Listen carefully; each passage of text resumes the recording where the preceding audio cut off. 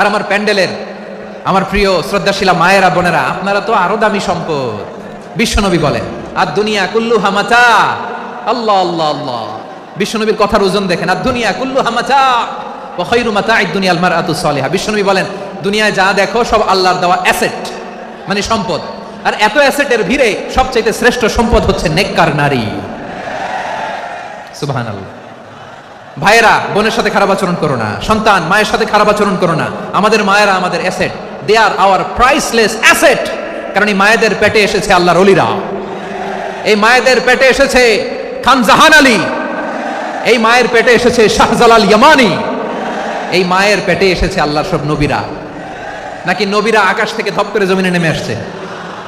মায়ের পেটে আসছে। এই মায়ের পেটগুলো খনি। আমার সম্মানিতা মায়েরা বোনেরা, নিজেকে ইসলাম দিয়ে সাজান, নিজেকে ইসলাম দিয়ে সাজান, নিজেকে পবিত্র রাখুন, নিজের আব্রু ঈমান ইজ্জতের হেফাজত করুন, কোরআন পড়ুন, সুন্নাহ পড়ুন। আপনি জানেন না আপনার গর্ভে কে আসছে, কোন ক্ষণজন্মা পুরুষকে আল্লাহ তাআলা আপনার গর্ভে পাঠাবে, আপনি জানেন না। মায়েরা, নিজেদেরকে পবিত্র রাখুন, ইসলাম চর্চা করুন, কোরআন চর্চা করুন, নৈতিকতা দিয়ে নিজেকে সাজান। যশোরের জেনজি, নিজেদেরকে প্রস্তুত রাখো আগামীর বাংলাদেশের জন্য। নৈতিকতা, মোরালিটি, ভ্যালিউজ দিয়ে নিজেকে সাজাও, ইসলাম দিয়ে নিজেকে সাজাও। কারণ আগামীর বাংলাদেশ ইসলামের বাংলাদেশ। বাংলাদেশের আসল পরিচয় ইসলাম। বাংলাদেশের আসল পরিচয় কি? সবাই বলে না। বাংলাদেশের আসল পরিচয় কি? এই ইসলাম নিয়ে আমরা সংসদ ভবন সাজাবো, রাজি আছি না নাই? শেকড় ভুলে যাওয়া যাবে না। আমরা ধাপে ধাপে শারিয়া আইনের দিকে যাব ইনশাআল্লাহ, কিন্তু জঙ্গিবাদ দিয়ে নয়, কট্টরপন্থা দিয়ে নয়। আমরা ইন্টেলেকচুয়ালি, গ্রাজুয়ালি, ধাপে ধাপে শারিয়া আইনের দিকে মুখ করবো ইনশাআল্লাহ। বলো লিল্লাহি তাকবীর। এদেশের আসল পরিচয় সবাই বলে না, আওয়াজ করে, এদেশের আসল পরিচয়। এদেশে আজান শুনে সূর্য ওঠে শহর গ্রামে, এদেশে আজান শুনে সূর্য ডুবে সন্ধ্যা নামে, এদেশে সকল কাজে সবাই বলে বিসমিল্লাহ, এদেশে ভালো কিছু দেখে শুনে হাসি মুখে সবাই বলে মাশা আল্লাহ, সুবহানাল্লাহ সুবহানাল্লাহ সুবহানাল্লাহ সুবহানাল্লাহ সুবহানাল্লাহ সুবহানাল্লাহ সুবহানাল্লাহ সুবহানাল্লাহ। ও নবীন তরুণ, তোমার কিসের এত ভয়? জেনে রেখো বাংলাদেশের আসল পরিচয়। বাংলাদেশের আসল পরিচয় ইসলাম। আওয়াজ তুলে বলো, আসল পরিচয় কি? এদেশে পরস্পরে দেখা হলে দেয় সালাম, এদেশে আমজনতার হৃদয় জুড়ে পাক্কা আলাম, ঠিক না? এদেশে বিপদ এলে সর্বজনে সর্বক্ষণে দোয়া পড়ে ইন্না লিল্লাহ সুবহানাল্লাহ সুবহানাল্লাহ সুবহানাল্লাহ সুবহানাল্লাহ।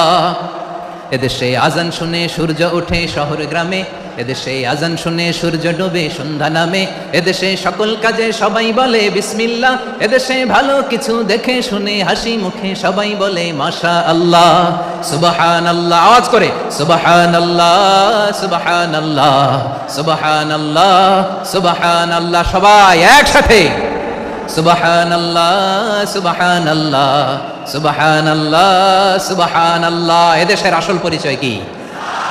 আওয়াজ করে বলতে ভয় লাগে। এদেশের আসল পরিচয় কি? ইসলাম দিয়ে আমাদের সংসদ ভবন চলুক, আমরা চাই কি চাই না? বঙ্গভবনে লা ইলাহা ইল্লাল্লাহর পতাকা উড়ুক, আমরা চাই কি চাই না? প্রতিটি জেলা অফিসে, ডিসি অফিসে লা ইলাহার পতাকা ঝুলুক, আমরা চাই কি চাই না? কারা কারা চাই হাত তুলে আল্লাহরে দেখায়। 3 নম্বর সাহাবীর নাম মুসআব। কি নাম? He was the first ambassador in Islam. ইসলামের প্রথম ডিপ্লোম্যাট, প্রথম কূটনৈতিক, ইসলামের প্রথম কূটনৈতিক, ইসলামের প্রথম ডিপ্লোম্যাট, প্রথম অ্যাম্বাসেডর মুসআব ইবনে উমাইর। মক্কার তরুণ যুবক। উনি পারফিউম লাগাইলে মানুষ দেখলেই বুঝতো এটা মুসআব লাগাইছে। এমন ড্যাশিং ফেসের ছিল, এমন স্মার্ট ড্যাশিং ফেস, এমন পার্সোনালিটির মানুষ ছিল মুসআব রাদিয়াল্লাহু তাআলা। কারণ যিনি ইসলামের স্পোকম্যান হবেন, মুখপাত্র হবেন, তার স্মার্ট হওয়ার দরকার আছে না নাই? আকাবার প্রথম শপথ যখন হলো, তাদের সাথে বিষ্ণু ইসলাম মদিনাতে একজন মুখপাত্র পাঠালেন, ডিপ্লোম্যাটকে পাঠালেন, অ্যাম্বাসেডর অফ ইসলাম। তিনি হচ্ছেন মুসআব ইবনে উমাইর। পড়েন সুবহানাল্লাহ। বিশ্বনবী দেখলেন সে অনেক স্মার্ট, তার ডেডিকেশন আছে, সিনসিয়ারিটি আছে। এবং মদিনায় যে আউস খাজরাজ গোত্রের নেতাদের সাথে ডিল করতে হবে, ইহুদিদের সাথে ডিল করতে হবে, ওখানে একজন পাক্কা জানু খেলোয়াড়ের দরকার আছে না নাই? মুসআব ইবনে উমাইর রাদিয়াল্লাহু তাআলা আনহু, ওনাকে বিষ্ণু সাল্লাল্লাহু আলাইহি ওয়াসাল্লাম চুজ করলেন।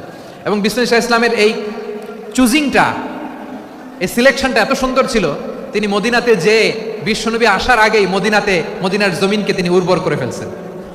প্রতিটা ঘরে ঘরে কালিমার দাওয়াত তিনি পৌঁছায় দিয়েছেন।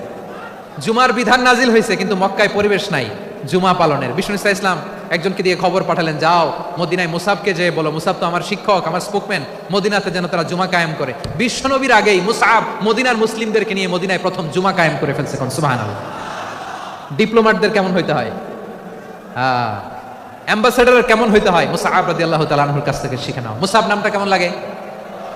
যশোর যাদের সন্তান হবে, ছেলে সন্তান, আমার রাস্তায় পাইলে সবাই জিজ্ঞেস করে, হুজুর একটা নাম দেন, আমার ছেলে হবে। যশোরবাসীর জন্য আমি একটা নাম দিয়ে দিলাম, নাম রাখতে হবে মুসআব। কি নাম? নামটা যাদের ভাল লাগে, ছেলে সন্তান অনাগত আসবে, মনে চাইলে নাম রেখে দিবেন মুসআব রাদিয়াল্লাহু তাআলা আনহুর নামে মুসআব। তাহলে মুসআব রাদিয়াল্লাহু তাআলা আনহুকে বিশ্বনবী ল্যাঙ্গুয়েজ শিখান নাই, সফট স্কিল শিখান নাই। যায়েদ রাদিয়াল্লাহু, তিনি হিব্রু ল্যাঙ্গুয়েজ শিখেছেন, সুরিয়ানি শিখেছেন, কিন্তু মুসাবকে তিনি বানিয়েছেন the spokesman of Islam, the first diplomat, the ambassador of Islam. সুবহানাল্লাহ পড়বেন না?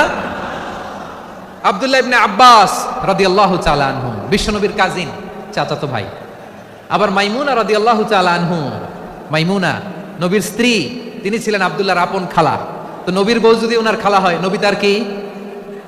বুঝে নাই, নবী তার কি? খালু। তাহলে সম্পর্ক অনেক গভীর, কাজিন আবার খালু। ছোট্ট মানুষ, তাই রাতে মাঝে মাঝে ঘরে থাকতো। বিশ্বনবী দেখলেন আব্দুল্লাহ যেহেতু আমার ঘরে ঢুকতে পারে, আব্দুল্লাহরে এই উম্মতের বড় শিক্ষাবিদ বানাইতে হবে। কথা বোঝে নাই? আব্দুল্লাহকে কি বানাইতে হবে? শিক্ষাবিদ, এডুকেটর অফ দিস উম্মাহ, এই উম্মার শিক্ষাবিদ বানাইতে হবে। তাই আব্দুল্লাহ ইবনে আব্বাসকে বিশ্বনবী হাতে কলমে শিক্ষা দিয়েছেন। আহারে, আর এরপরে যে কি ভাষা আসবে তোমাদের জন্য আমার মুখ থেকে আমি নিজেও জানি না। 1 ঘন্টা যাবত ধাক্কা ধাক্কি মারামারি। তো আসতে বলছে কি তোমাকে? পেছনে চলে যাও, জায়গা না পেলে। পুরো প্রোগ্রামটাই নষ্ট করে দিল। জি, আমার দিকে তাকান, আমি শেষ করে দিচ্ছি। হবে না, ইন্টেলেকচুয়াল আলোচনা এখানে হবে না, আমি বুঝতে পারছি, আমি শেষ করে দিচ্ছি। আব্দুল্লাহ ইবনে আব্বাস রাদিয়াল্লাহু তাআলা আনহু, মনোযোগ দিয়ে কয়েকটা মিনিট শুনুন, আমি এখনই শেষ করে দিচ্ছি, এরপর আওয়াজ করবো। এই যে এগুলো কি আমি বুঝলাম না। আমি বললাম না সব করা যাবে, বসে যাও, শুয়ে যাও, চলে যাও, আওয়াজ করা যাবে না। অন্যকে বসো এটা বলার দরকার নেই, জাস্ট এদিকে তাকাও। আল্লাহ।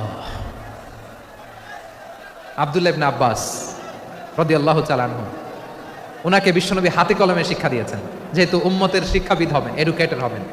তো বিশ্বনবী রাতে যখন তাহাজ্জুদ পড়তেন, ছোট্ট আব্দুল্লাহ ঘরে থাকতো। বুঝতে পেরেছেন? ছোট্ট মানুষ তো ঘরে থাকতো। তো বিশ্বনবী তাহাজ্জুদের জন্য একবার দাঁড়িয়েছেন, ছোট্ট আব্দুল্লাহ ওযু করে দাঁড়াইছে। আচ্ছা বলেন তো, ইমাম আর মুসল্লি মোট যদি 2 জন হয়, একজন ইমাম একজন মুসল্লি, তো মুসল্লি ইমামের কোন দিকে দাঁড়াবে? ডানে দাঁড়াবে। ছোট্ট আব্দুল্লাহ বুঝে নাই, বিশ্বনবী তাহাজ্জুদ শুরু করেছেন, উনি ইক্তেদা করছেন আর দাঁড়াইছেন বায়ে। কোথায় দাঁড়িয়েছেন? আব্দুল্লাহ বলেন, যখন আমি বায়ে দাঁড়ালাম, আখাযা রাসূলুল্লাহ সাল্লাল্লাহু আলাইহি ওয়াসাল্লাম উযুনি আল ইউমনা ইয়াফতিলুহা, বিশ্বনবী নামাজরত অবস্থায় আমার কান ধরে টেনে আমার ডান দিকে এনে দাঁড় করায় দিলেন। পড়েন সুবহানাল্লাহ। দেখেন, হাতে কলমে শিক্ষা। আর জীবনে ভুল হবে? কথা কয় না, আর ভুল হবে? আর ভুল হবে না।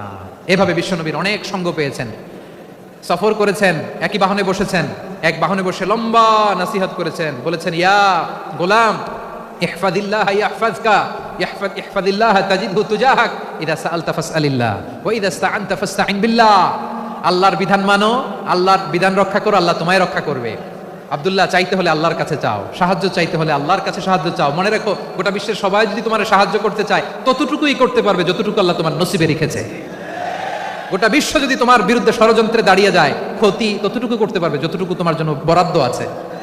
এর বাইরে কিছু করতে পারবে না। আওয়াজ করে বলেন ঠিক কিনা?